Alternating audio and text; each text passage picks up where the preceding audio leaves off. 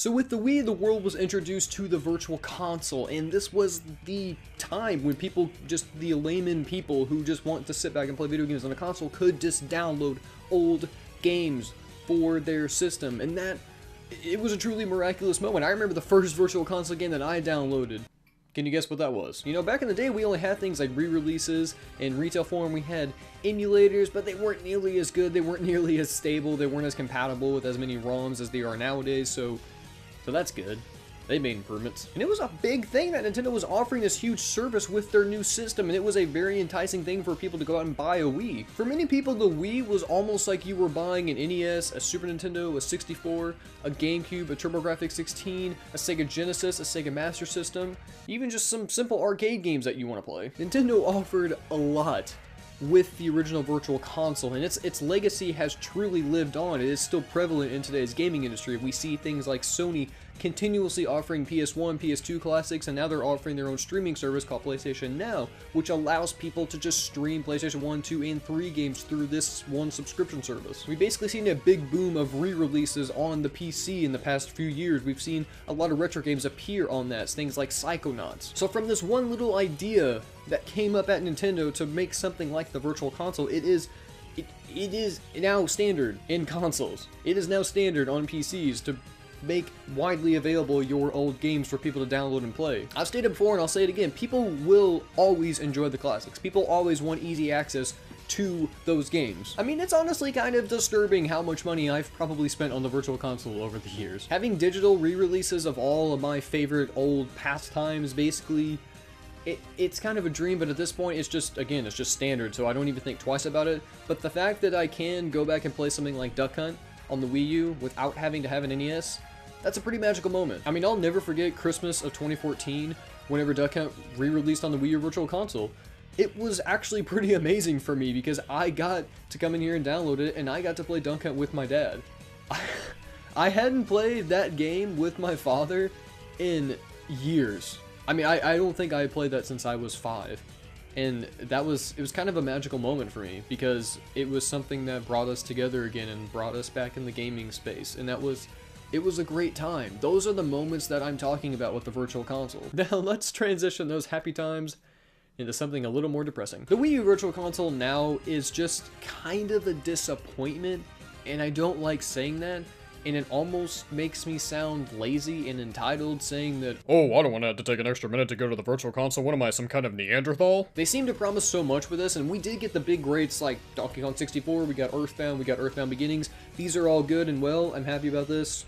Things that didn't get on the Wii Virtual Console make their way here, and that's fantastic. Nintendo needs to overhaul this service, or they at least need to start offering more games. I'll say things like NES and SNES games they've done fairly decent with. And then the 64, it's kind of been bleh. The GBA started out really strong, and we just had a very slow trickling of good titles come out, and it's been okay overall. But that's just the whole feeling I get in regards to the Wii U Virtual Console.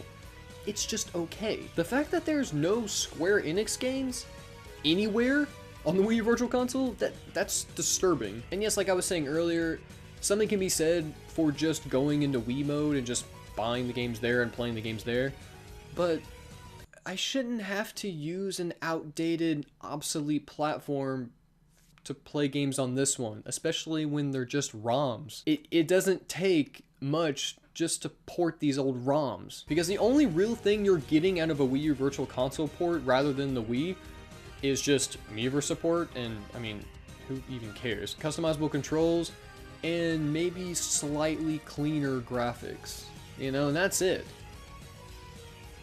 To me, the customizable controls and the slightly looking better resolution, it is nice. That, you know, that definitely makes it worth it, especially if I already have the game in the Wii mode. Then I can just upgrade for a very cheap price, and good on Nintendo for doing that. But to so many people, this doesn't make it exactly worth it, especially if they own the game previously somewhere else in their gaming life. Like, I have a lot of Super Nintendo games I would like to just own digitally on the Wii U for ease of access, really. But I don't upgrade to that because I can just save $8 and not do that. Nintendo needs to make these cheaper. You're paying $8 for 20-year-old ROMs. that's a little much. But lowering prices overall on all the games, that's not the only thing we're doing here today. We're gonna talk about more. I mean, the Virtual Console needs some true evolution in its future, badly, very badly. Nintendo is one of the only companies I've seen that's been so restrictive on things like bundles. Digital bundles, mind you. Now, they've been very good with the Wii U bundles, and keep going, keep doing that, Nintendo. But with things like digital bundles on old games, I would like to see that implemented. Maybe even make your own bundles. Maybe charge $10 and be like, hey, here, get 3 NES games for $10. There, that's something. Even though I think you always should get 3 NES games for less than $10, but it's still something better than what we got now. There, 2 big things right there, but I'm not done. I truly am a huge advocate for subscription services. Things like Netflix, Hulu, PlayStation Now. I think a lot of these offer a lot of great content for a reasonable price, and that's good. In this entertainment heavy age that we're living in today, I think this is really great for the consumer. And it's shocking that we haven't seen something like this from Nintendo yet. I mean, I would pay 10, 15, 20 bucks in a heartbeat to play like any Virtual Console game. And Nintendo's definitely got the backlog to make that a profitable business model. The Virtual Console has all but become kind of a laughing stock in the gaming industry for how little it offers, for how expensive the games are. They don't offer really all that much functionality other than just playing the game. And the games trickle out at the slowest of paces. I mean, we should be getting like 3, 4, 5 high-profile Virtual Console games a week, not like 1, maybe. I mean, it's a pretty incredible thing whenever I'm basically sitting here begging Nintendo to let me give them money. And I'm not gonna lie, emulation is pretty friggin' enticing sometimes, especially on 64 games because of how horridly they play on the original hardware. And that controller, what? I'm definitely a person who is going to be the first to tell you, piracy, it's not okay. There are instances where I can kind of back people on piracy and understand why they're doing it, but overall, if you can find a way to pay for something, just pay for it.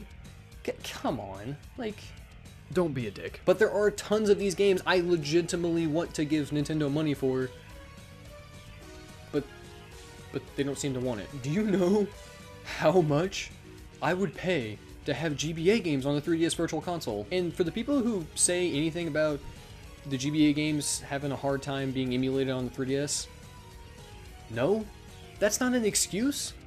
Nintendo makes the 3DS. Nintendo made the GBA games.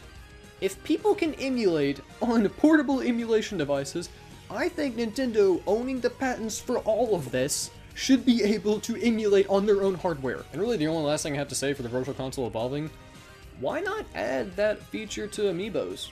I mean, I know we have Amiibo Tap, but take it a step further. Maybe for Select Amiibo, you can actually unlock a digital copy of a game. Do you know how much more enticing Amiibo would be than they already are? That would be a steal. If you went out and bought a Mario Amiibo and you got a copy of Super Mario World, holy crap. But the point is, this service, it needs to evolve. It needs to change. It feels severely outdated, which is kind of funny because it's offering retro games. So you must like the Virtual Console, or at least admire it to some degree since you watched this video, so you should go check out my video with Nathaniel Bandy over the top 10 Virtual Console games that we want for the Wii U. You can click here for a link, and you shouldn't even be hearing this because you already should have clicked. Thanks, bye.